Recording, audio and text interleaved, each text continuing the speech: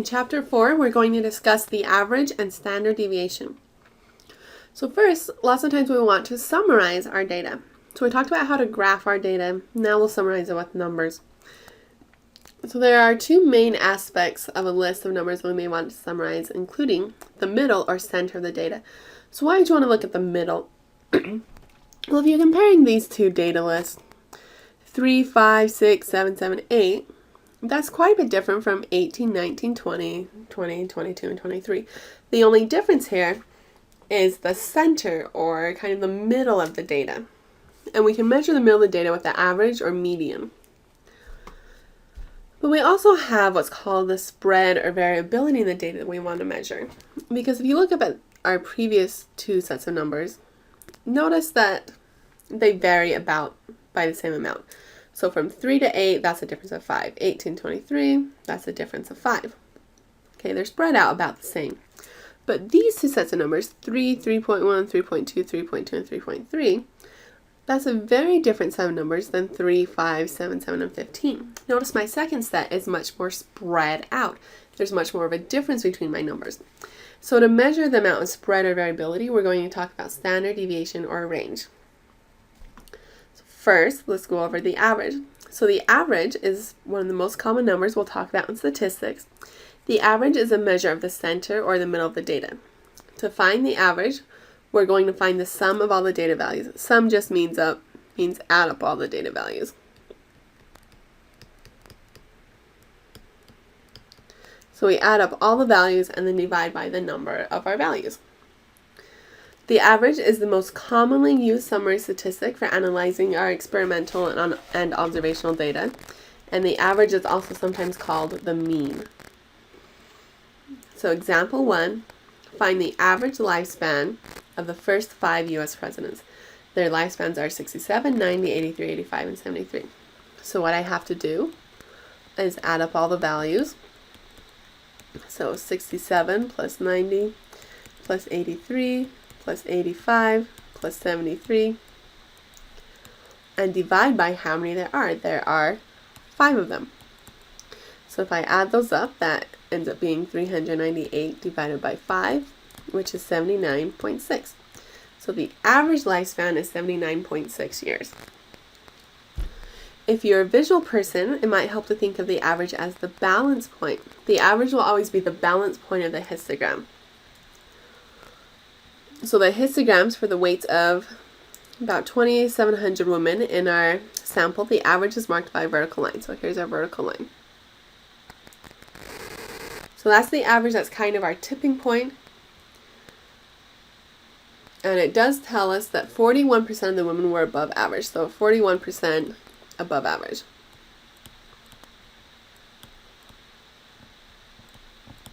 This line is our average. And if 41% are above average, you always have to add up to 100%.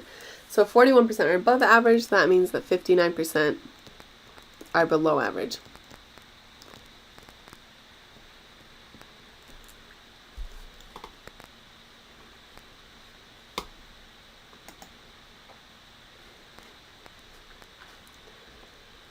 Now let's talk about the median. For the median, half the data values in a list are less than the median and half the data values are greater than the median.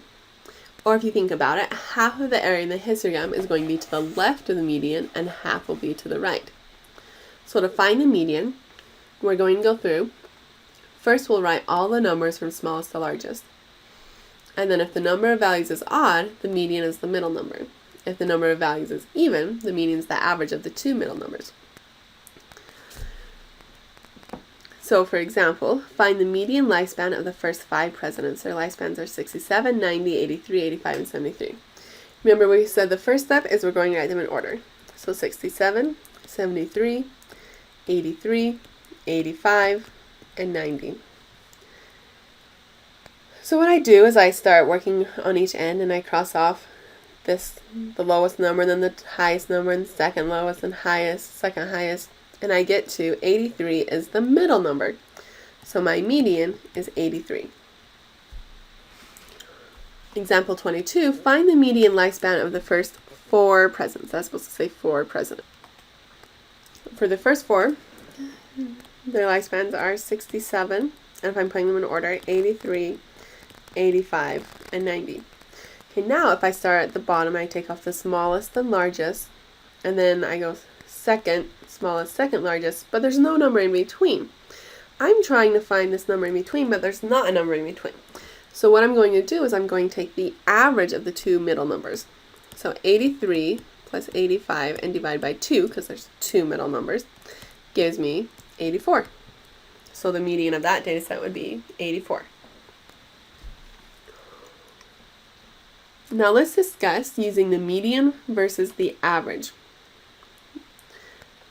So for example, here we have the scores for first exam and intro stats course for 10 students. Here's our data. Let's find the mean and median first exam scores.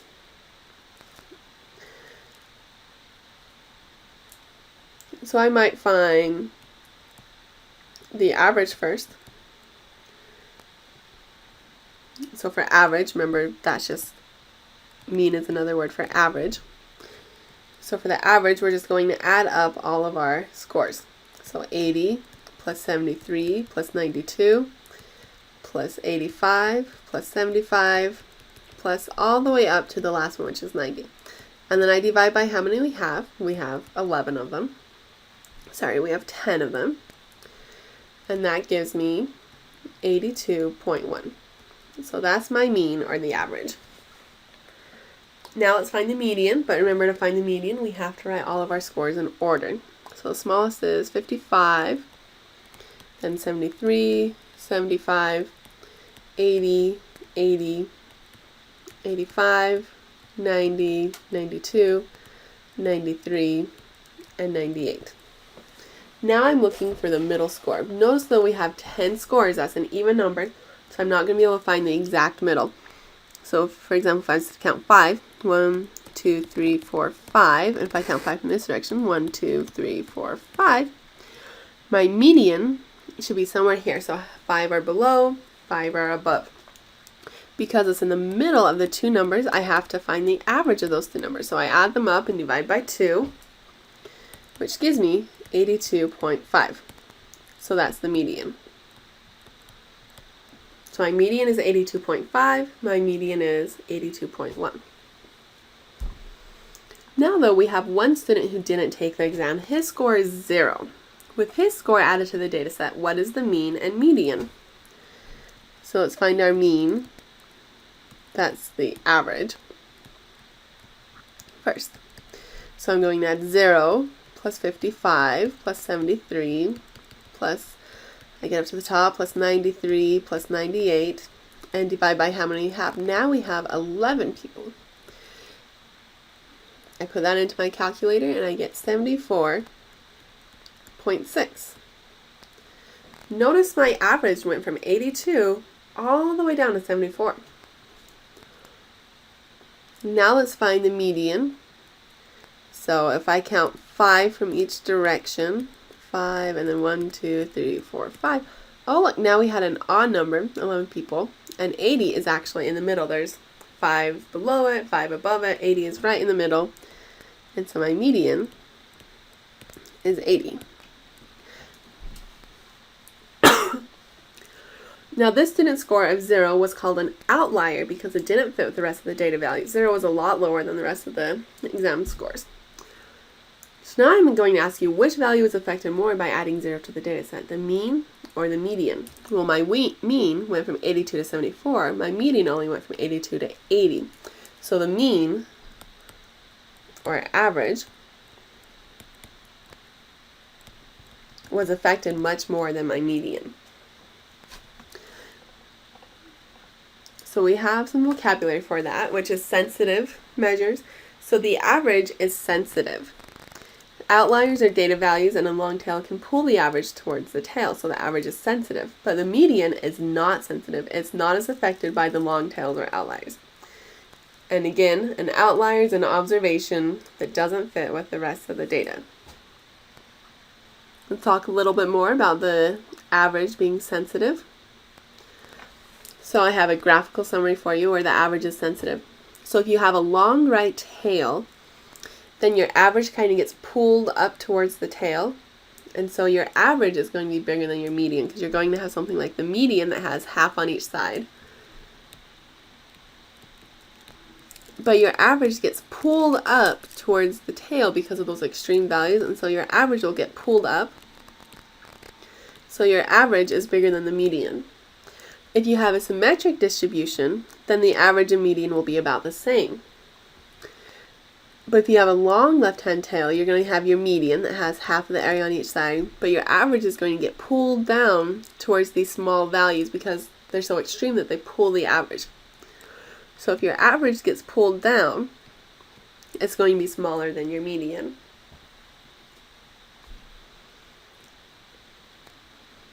And as another example, I have 3 different lists, and for each list, I've drawn the little histogram.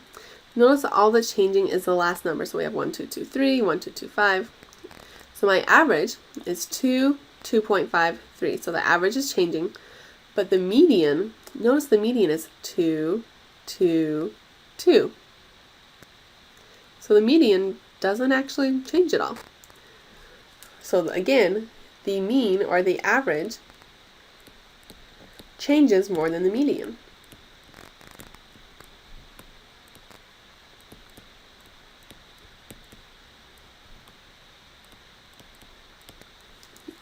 And because the average gets pulled up by the tails, or it changes more than the median, sometimes if we have histograms that aren't symmetric, statisticians prefer to use the median to measure the center of the data instead of the average. But by far, the average is the most common way. Now, it turns out, again, that we want to measure more than just the center. So for example, 25, we have a sample of service times for 2 different service centers. I have the histograms for you and the actual data. Now, if you look at this, both service centers have a mean, or average, and median of 4 days for the repair time. But are the 2 data sets the same? No. Notice that the data is clustered much more tightly for this American Service Center. For the National Service Center, it's spread out much more. You can also see that when you look at the actual numbers. Okay, so obviously they don't look the same. The National Service Center is much more spread out.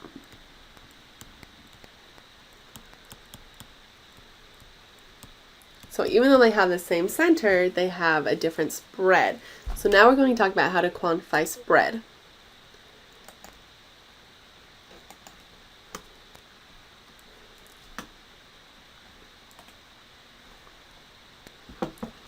So to measure spread, there are different ways we can measure spread. There's percentiles, there's interquartile range, there's range, which is just the biggest number minus the smallest number. And then there's the standard deviation, and that's what we're going to use a lot in this class.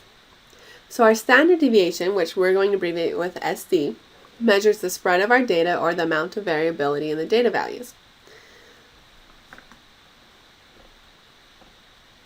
So for example 26, I have my list of numbers 48, 49, 50, 50, 51, and 52.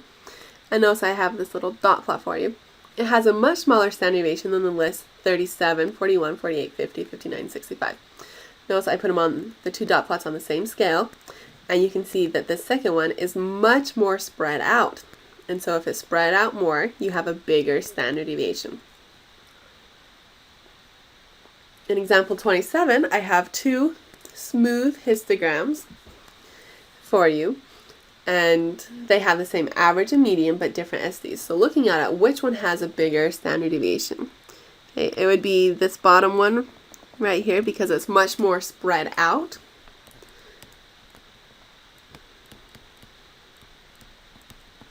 So it has a bigger SD.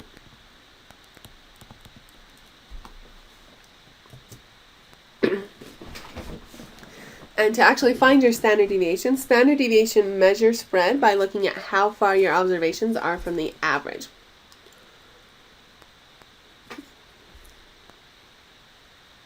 So we have some specific steps to actually compute our standard deviation.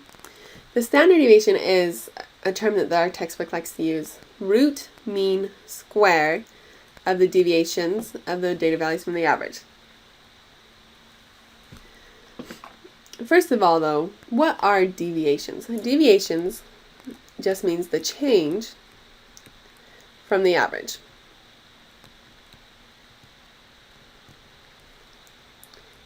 And so to find the deviations, it's going to be the differences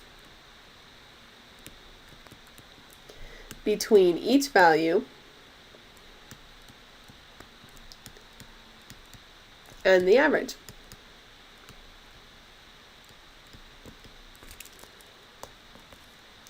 So to find the standard deviation, step 1, we're going to find the average. Step 2, we're going to subtract the average from each value to find the deviations from the average. Then we're going to square all the deviations. Then we're going to find the average or the mean of the square deviations. And then we're going to take the square root of the average square deviations. So rather than give you a really complicated looking formula, they try to come up with the same, which was root mean square. But technically you have to do the root mean square. Notice that's backwards from our steps. So you do root mean square of the deviations backwards. Now I'm only going to ask you to find this by hand once here in class, or once in this video, and we're going to do it once in class and maybe once on the homework, and that's going to be it, because we don't like to do it by hand. It's kind of a waste because computers can just do it so quickly. So for example 28, let's find the standard deviation of this data set. So 45, 30, 80, 40, and 55. Number 1, find the average. So my average is 45 plus 30 plus 80 plus 40 plus 55. And you divide by how many numbers there are, and there are 5 numbers. So that would be 250 divided by 5, which is 50. So $50, that's our average. Step 2, find the deviations and square them. We're kind of combining 2 of our steps. So for each data value, I'll write each data value into my table. 45, 30, 80, 40, and 55. Then I'm going to find each deviation from the average. So I take each value minus the average. So 45 minus 50 is negative 5. And then my next value minus the average. So that would be negative 20. My next value, 80 minus 50, that gives me 30. 40 minus 50, that gives me negative 10, and 55 minus 50 is 5. Now we're going to square each deviation. So I just take each of those differences and square them. So negative 5 squared is 25, negative 20 squared is 400, 30 squared is 900, negative 10 squared is 100, and 5 squared is 25. Number 3, find the average or the mean of the squared deviation. So how do you find the average or the mean? You add them all up and divide by how many there are. So it's going to be 25 plus 400 plus 900 plus 100 plus 25, and divide by how many there are, which is 5. So this is going to give me 290. Next, take the square root of the average squared deviations. So the square root of 290 gives me 17.026. So that's my final answer. My standard deviation is 17.026. And technically it's in dollars. So a few thoughts about this, is why did we square the deviations? Well, if you come back up and look at the deviations, and I add these up, so negative 5 plus negative 20, that's negative 25, plus 30 is 5, minus 10 is negative 5, plus 5 is 0. So if I add up all the deviations, I get to 0. And it turns out that that happens every single time. When you add up all the deviations, the positives and negatives cancel each other out. And that's boring if you just get 0 every time. So we square the deviations so that you only get positive numbers, so that when you add the deviations,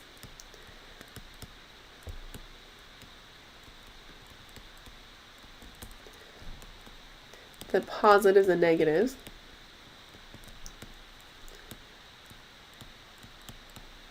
Don't cancel each other out.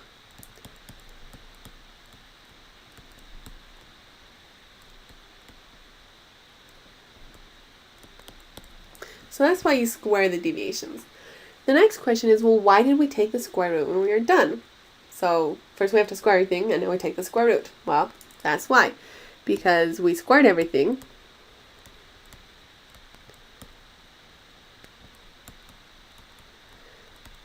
So now we kind of undo it.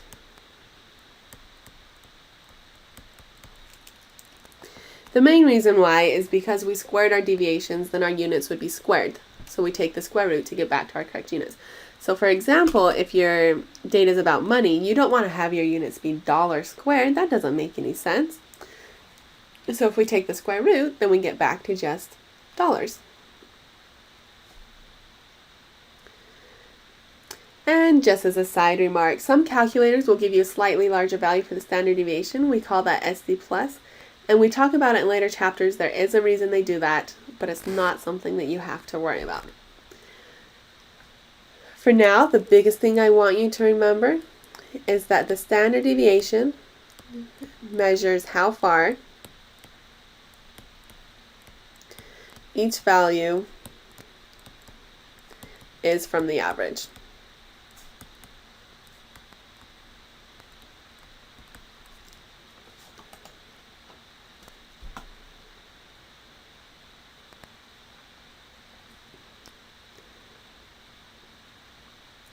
Now let's get a little more technical. Okay, so for example 31, let's consider our following data set 1, 3, 5, and 7.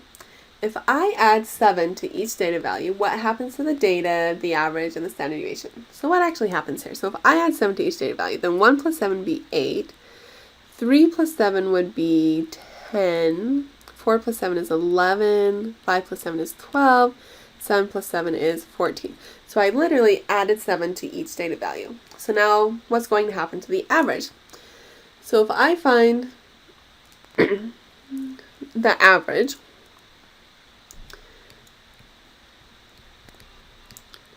I would have to do 8 plus 10 plus 11 plus 12 plus 14 and divide by how many there are, which is 5, and it turns out that that is 11. That's kind of interesting, right? Because 4 plus 7 equals 11. Interesting. I wonder if that always happens. The standard deviation, let's just say I put that into my calculator. We're not going to do that by hand because it just takes too long, but the standard deviation ends up being 2. That's interesting. The standard deviation didn't change. But that kind of makes sense, right? I just added 7 to each number. I didn't really change how far my data spread out. I still go from 1 to 7, that's a range of 6, and from 8 to 14, that's a range of 6. So I didn't actually change how far my data is spread out. My next one, if I multiply each data value by 5, what happens to the data, the average, and the SD? So take each value multiplied by 5. So 1 times 5 is 5, 3 times 5 is 15, 4 times 5 is 20, 25, and 35. So let's find the average. We can do that one by hand, so we may as well. 5 plus 15 plus 20 plus 25 plus 35, and divide by how many we have, which is 5. And this happens to give us 20. That's interesting because 4 times 5 equals 20. Now for my standard deviation, if I put that into my calculator, 2 times 5, it happens to give me 10. 2 times 5 also equals 10. Now this does make sense because my standard deviation, or if you look at the actual data, I went from 1 to 7, that's only a range of 6. But now my numbers are 5, 15, 20, 25, and 35. So that's a difference of 30. So it seems like my data is much more spread out. And in fact, you can see that in these dot plots that I made for you. So this is the original data. Notice it's all tightly clustered together. When we added 7, notice it's like we just picked up our data and moved it. So we just kind of picked up our data and moved it over a little bit. But we didn't change the shape at all. We didn't change how far it spread apart. But when we took our data and we times it by 5, our data is now much more spread out. So the average went up higher and the SD went up higher.